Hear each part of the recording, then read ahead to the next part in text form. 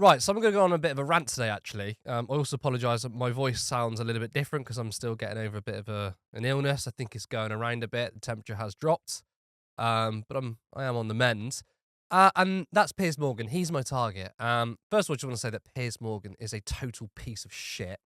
We all know that. But he further proves that by what he tweeted out the other day in regards to a man called Daniel Penny. Now, if you don't know the story, Daniel Penny, Army veteran, who was acquitted of manslaughter after he killed a black homeless person in New York. Now, I'm going to go into the details of the story and how it is definitely a miscarriage of justice. Once we go into the details, you'll see how he shouldn't have been acquitted. He should have faced punishment. But Piers Morgan tweeted and said that this man is a hero. Breaking: Daniel Penny is cleared. Justice for a hero. Shocking that this ever came to court. Now, before we get on the facts that he's totally wrong and the fact that he's calling him a hero is insane, this guy, who we all know is very, very right-wing, always says, I get called I'm a right-winger a lot, but actually I'm more of a centrist. A load of bullshit. And one of the reasons why I can tell you why he's right-wing is because if you're a moderate or a centrist, these people generally still believe in due process. But the fact that he said, this is shocking this ever came to court, that is an insane thing to say, because even if you felt like Daniel Penny shouldn't have been prosecuted, shouldn't have went to jail or face some kind of a repercussion for his actions, I think it's reasonable to still say, well, it's important that he was arrested and the evidence was looked at and then it went to court. He could have been more reasonable and said, look, I think the outcome was the right one, but of course, we need to have due process. But this guy is saying, I can't believe this even went to court, which is like right-wing populism. I'm not against someone who kills someone in self-defense, right? Someone breaks into your house and you have to kill them, self-defense, but you still get arrested for it and it goes to court, because I think that's important to do to make sure whether this person needs to kill or not. Due process is still important, but he doesn't even believe in due process. The reason why he's such a scumbag for saying this is the glaring hypocrisy. The huge news that captivated us was Luigi Mangione, who killed the healthcare CEO of United Healthcare, Brian Thompson. We're going to see what happens with that. I mean, obviously, he's been arrested.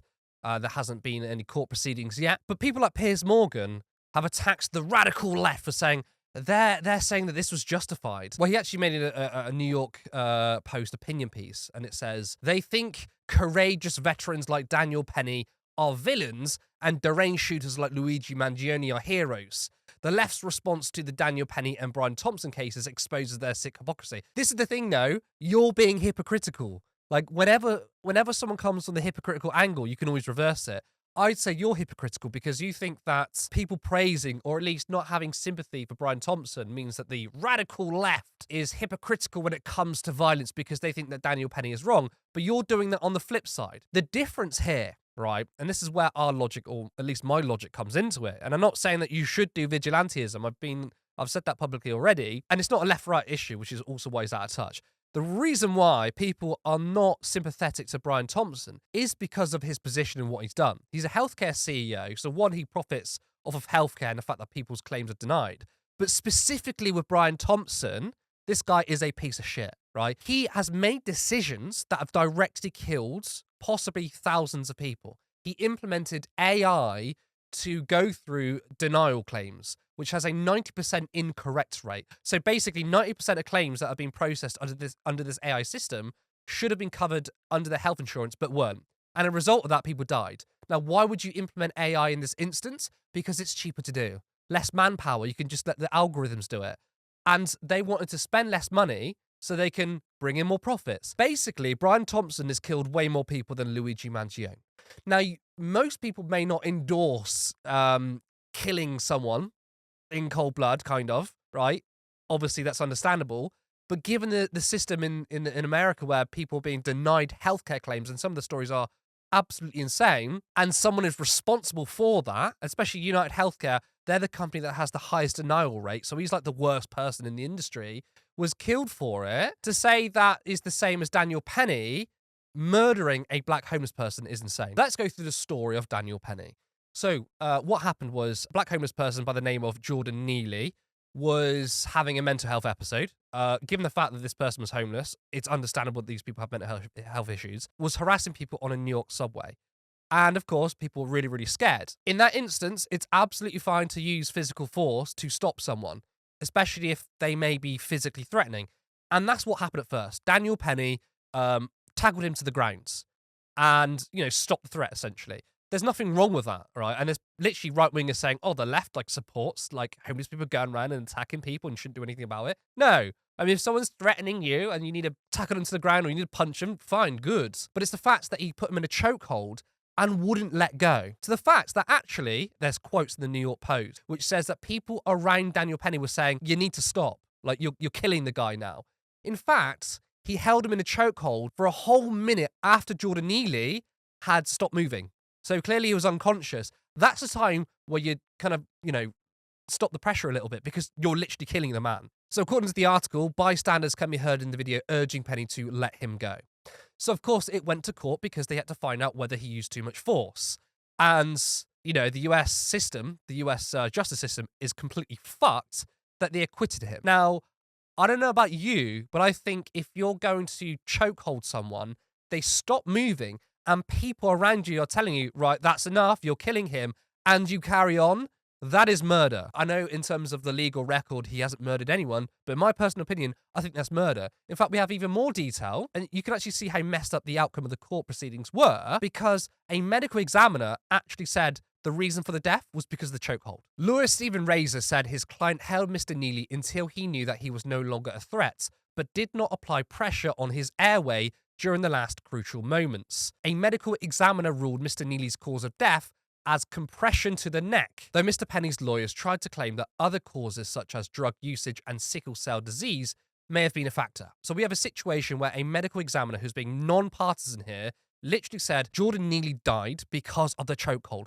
Therefore, Daniel Penny killed this person. And that's a medical examiner. And the lawyer, whose job it is to defend Daniel Penny, by the way, said, well, actually, that might not be the case. It could be the fact that, Jordan Neely was very ill anyway, and that caused the death. And the jurors, or the court, went with the lawyer rather than the medical examiner, which is insane. To bring this back to Piers Morgan, why is Piers Morgan calling Daniel Penny a hero? And not just him, but why in many of the mainstream media and many right-wing commentators saying that the left are disgusting because we're supporting a deranged shooter, which, by the way, calling him deranged is a propaganda tactic. I don't think that Luigi Mangini was insane or anything. I clearly think he was going through a mental health issue because his family, he sort of lost communication for 6 months.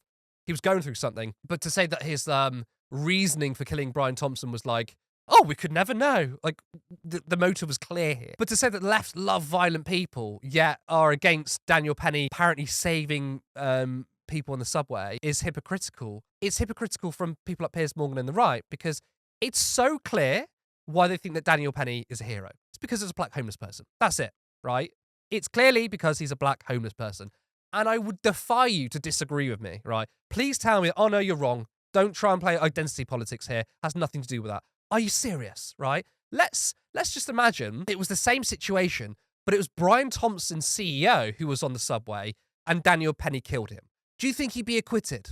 Do you think that the right-wing press would be saying he's a hero? No, you wouldn't. It's the fact that Brian Thompson, a CEO, is someone who's valued in our capitalist society, and a black homeless person is not even humanized. That's why homeless people are valued far less in society, because we live in a society where we deem people who can produce the most output, who can produce the most profit, is someone who's valuable. That's why when Brian Thompson was killed, many in the media are trying to humanize him by saying he's a father, he's a husband.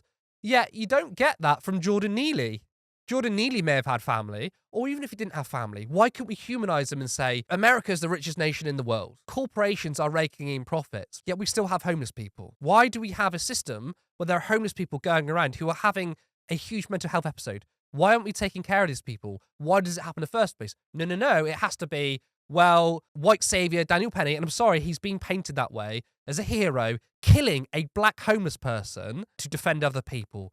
But when Brian Thompson's killed, who was responsible for far more deaths, by the way, Luigi Mangione has to be seen as some deranged psychopath. People can't seem to see the bigger picture here. People only sort of see violence through the lens of point blank range, right? If you kill someone point blank range, that's violence. But if you do violence, with a pen or a keyboard. That's not violence. It's the same. I look at this materially, right? I see that Brian Thompson has killed tens of thousands of people just by hitting a few keystrokes or signing a bit of paper, just because he didn't go up to someone and physically shoot someone. But that's how so far removed that people have become when it comes to violence, that we can only imagine violence when it's literally done one-on-one. And that's how we can kind of build systems where people die in service of profit, and that's absolutely fine. We even laud that. We celebrate that. We say that Brian Thompson is an entrepreneur, but then we have homeless people die, and we disregard it. So the real hypocrites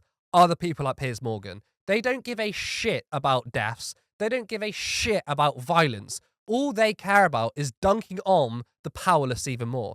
That's who people like Piers Morgan represent, and that's what he's there for, by the way. He's not a journalist. I mean, the guy was at News of the World, and he was the editor of News of the World when there was loads of phone hacking scandals going on. This guy is a piece of shit, right? Absolute scumbag. When the phone hacking was happening, there was they were hacking dead children's phones to get a scoop on a story.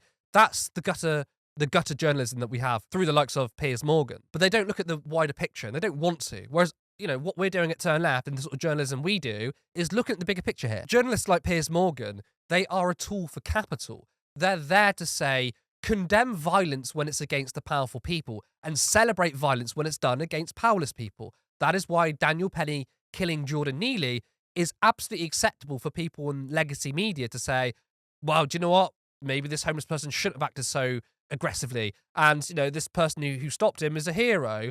Whilst someone else, by the way, with the same logic, you could argue that Luigi Mangione stopped Brian Thompson from killing even more people than the people he's already killed. You could call him a hero. And the thing is, though, the left, we don't actually celebrate violence, which is why most of us aren't saying that Luigi is a hero. We're just saying we have no sympathy for Brian Thompson. So these people are fucking scumbags. Those in the media that want to laud violence against really vulnerable people, when at the same time, when the powerful are scared for once in their fucking lives, it's completely different for them. Support independent media. Support social justice that's there on social media. Thank you. Turn Left.